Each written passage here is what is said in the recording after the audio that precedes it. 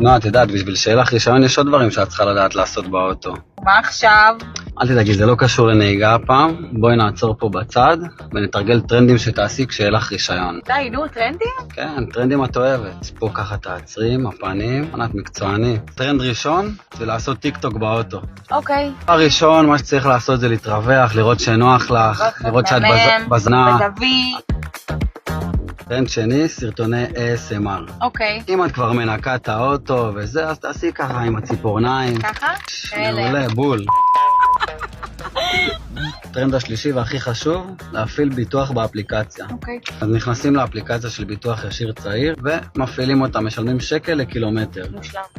מי בפנים? אוקיי, נועה, בואי נתרגל. נכנע, שים. מאפי לים. וחוס. חים. יפה מאוד, רק תעשי את זה באוטו שלך כשיהיה לך רישיון, בעזרת השם.